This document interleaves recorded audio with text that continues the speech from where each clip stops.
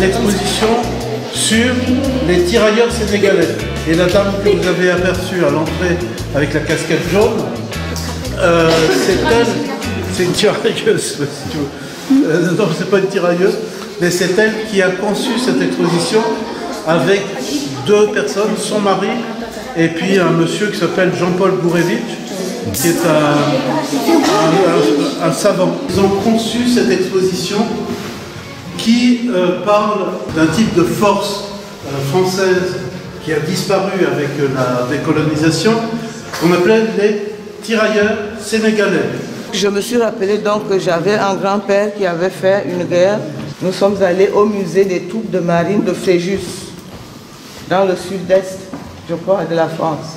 Parce que c'est à Fréjus que toutes les troupes coloniales qui sont venues à la guerre étaient stationnées. On leur apprenait les rudiments de la guerre. Vous voyez un petit peu là-bas, on leur apprend à creuser des tranchées, on leur apprend à tirer, on leur apprend à contrer l'ennemi. Nous sommes allés à Fréjus où nous avons eu beaucoup de documentation. Alors, vous voyez ce film-là, ce film a 100 ans. 100. Voilà. C'est un film de l'époque que quelqu'un de notre association a sonorisé. C'est quelqu'un qui a mis du son. Donc c'est un film qui montre la vie de ces soldats à Fréjus. Et là, ils sont dans les champs pour s'entraîner à la guerre. Donc ça, c'est l'entraînement à la guerre. Et l'exposition se subdivise en 3 parties. Nous avons la première partie qui est en vert, qui parle des empires africains.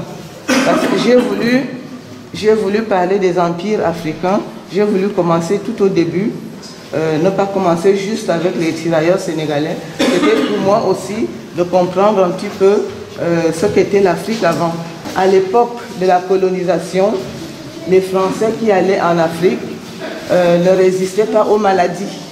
Donc il fallait trouver sur place des personnes qui pouvaient pallier, qui pouvaient remplacer ces Français-là. Donc les tirailleurs sénégalais ont combattu, comment je vais dire, ils ont participé à la colonisation de l'Afrique. Ils ont participé à la colonisation de l'Afrique sous les Français parce que c'est les Français qui ont créé ce corps. Comme ce corps a été créé au Sénégal, et lorsque la guerre arrive, on cherche un nom pour donner à tous ceux qui vont venir faire la guerre ici en France. Donc, tout ce qu'on trouve, c'est de dire tirailleurs sénégalais. Mais les gens venaient de tous les pays d'Afrique occidentale. On appelait à l'époque l'Afrique occidentale française.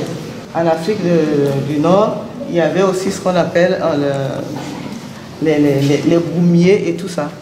Et bien avant la Première Guerre mondiale, ils ont participé aussi à la colonisation d'autres pays. Donc tout cela, que ce soit ceux qui venaient du Maghreb, que ce soit ceux qui venaient de l'Afrique noire, ont participé à la colonisation avec les Français.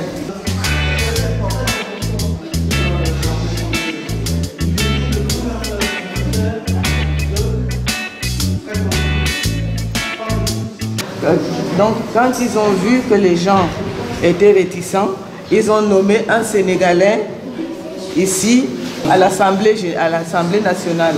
Et c'est lui qui a pu recruter,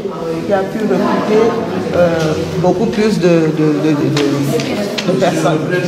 Monsieur Blaise Diagne. Le 3e lieu que nous avons choisi s'appelle le Chemin des Dames. Le Chemin des Dames dont on ne parlait pas très souvent parce que c'était une hécatombe.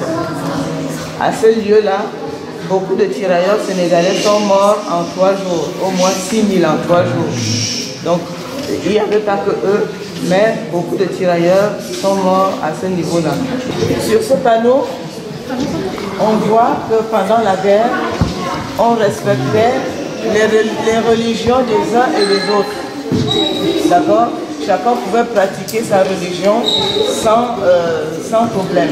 Petit nègre, et qui s'apparentait à une des langues au Bambara. Donc c'est l'armée qui a mis cette langue en place. Tirailleurs, il n'y en a pas bon, mieux qu'à obéir.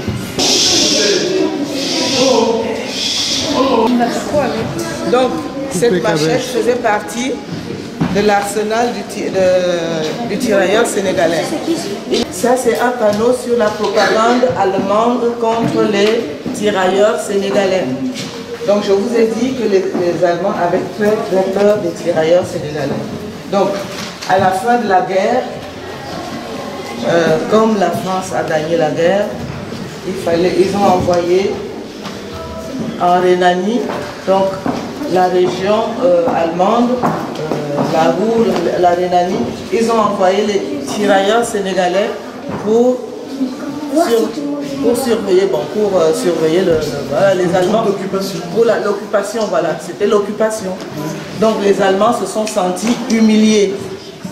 Les Allemands se sont sentis humiliés et ils ont commencé à faire ce qu'on appelle la propagande contre les tirailleurs sénégalais. Mais il n'y a pas Charles. Voilà comment... C'est qui Ça c'est ce qu'on appelle la propagande allemande. Voilà comment dans leurs journaux, ils représentaient les Noirs.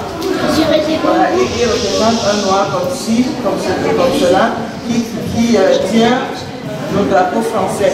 Et c'est pour se moquer de la France.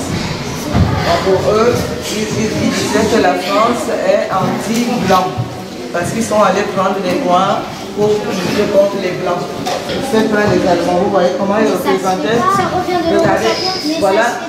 Regardez comment ils représentaient les Noirs. Donc c'était... Africaine, nord-africaine. Il y a eu des caricatures. Elle a ouvert sa maison aux tirailleurs sénégalais et elle leur donnait des cours de français. Elle leur apprenait à lire, à parler et à écrire le bon français. Donc vous voyez, c'est elle qui avait fait. Donc disons, déjà pendant la guerre, après la guerre, elle a demandé au ministère de la guerre d'aller rencontrer des tirailleurs qui sont retournés chez eux. Donc elle est allée en Afrique rencontrer ceux qui étaient retournés. Et de là-bas, elle a écrit 2 romans, Mes inconnus chez eux.